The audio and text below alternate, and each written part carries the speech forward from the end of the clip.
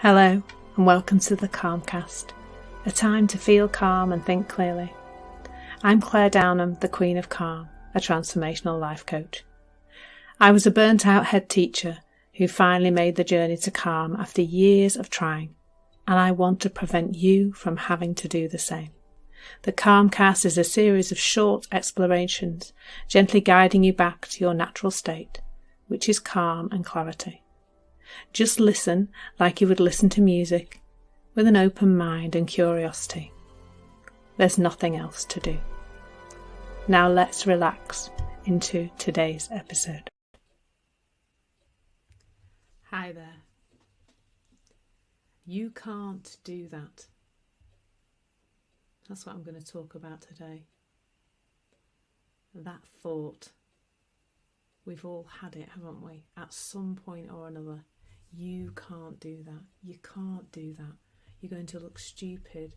People are going to judge you. People are going to respond in a way you wouldn't want them to. All those things are possible. And then you make up a story, don't you, around that. And the story gets stronger and stronger to the point where in the end you don't do that thing that you really did want to do, because it looks like there's going to be some damage to you if you do that. And when you start to reflect on this, you may have gone to get some help with this. You may have gone to see some therapist or some counsellor or something like that, or even a coach, to talk about this thought you keep having that you can't do things, and how it's holding you back and stopping you. And you may have even called it self-sabotage. Or perhaps the person you were speaking to did and gave you that idea. And then you might have gone for a route around in the past, trying to find the root cause of that thought. You know, was it something that your mother said, or your father, or your grandma, or granddad, or somebody else in your family? Was it somebody who, was it a teacher, or perhaps even an older sibling, or perhaps it was that bully on the playground, or just another child who said, you can't do that, you're not good enough to do that in some way. They may not have even said that, but you may have decided that's exactly what they meant.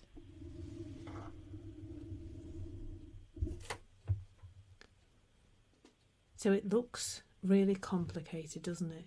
If that thing if that thing has come from the past and created this thought that you're having all the time, that you can't do things, it looks like there's a lot of work to do, doesn't there? Because somehow you've got to change something that happened in the past, or remove the impact of it, or take it away in some way.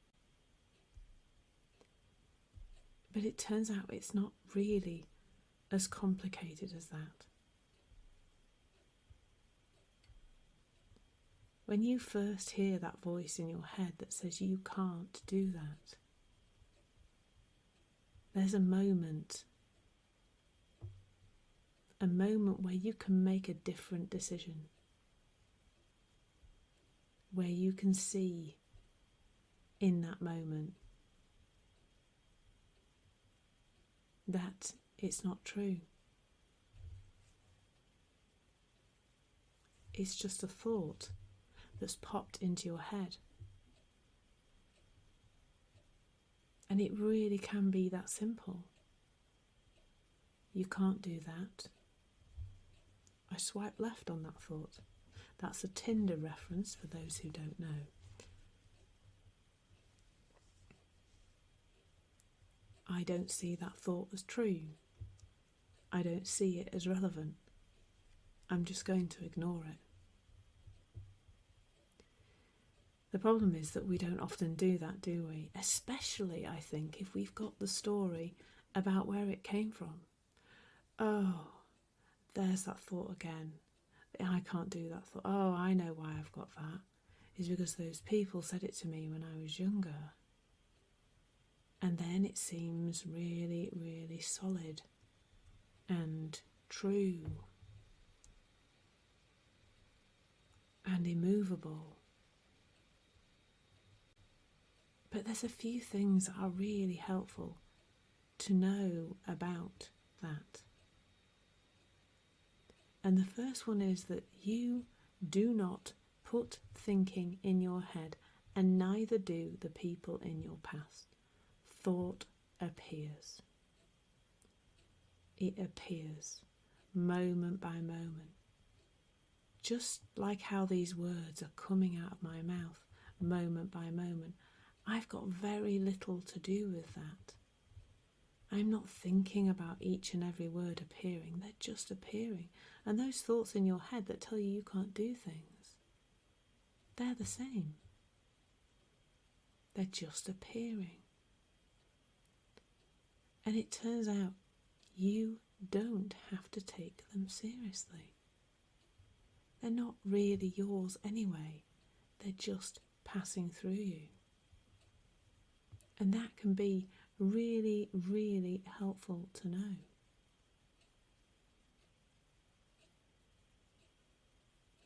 So that's the first thing, that this transient nature of thought means that it's not really about you. It's not about you. But as soon as you grasp it, bearing in mind, of course, that once you've had a thought, if you grasp it, you're pulling it back towards you. It's gone otherwise, hasn't it? You know, it's a moment. You can't do that. Gone.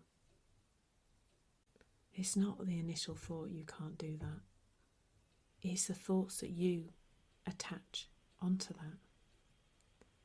The meaning that you make. The fact that you think that means something about you. The idea that you believe that comes from your past and therefore it's not movable. So it's not the thought. It's all the layers of things that we put on top of it that create the problem. And all there is to do here is to know the nature of what's happening inside you. Thought is creating your every moment experience. Your experience comes to you via thought. And that's so true in the you can't do that thought, isn't it? Because if you hear it and you believe it and you take it on board, the actions that follow are not going to be the actions that you originally thought you were going to do.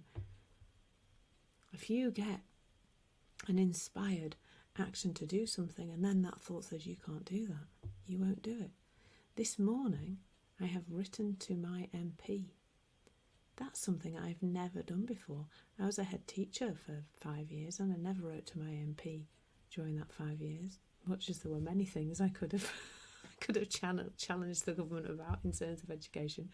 I didn't, but something has come up recently and I have decided to write to my MP. So this morning, before coming on this call, yes, I do get up very early, I have decided to write to my Member of Parliament, as the person who represents me in my government. And it's really interesting because over time, the you can't do that thought, I think because I've given it less and less attention, it just doesn't really occur that much anymore. It probably still does. There are probably still things I am not doing. So I'm going to bring some awareness to that. You can do that too. Awareness of your thinking is not the same as paying attention to it. Awareness of your thinking is not the same as attaching and judgment and thinking you've got to do what it says. And the invitation in this conversation is always to look towards curiosity in that space. Curiosity and bringing a little bit of awareness to what's going on. And that's always the invitation. Thank you so much for listening. There's nothing to do now but bring some awareness to how this is working out in your life. Listen regularly to experience longer and longer periods of calm. This has been the Calmcast with Claire Downham, Queen of Calm. Take care and keep listening.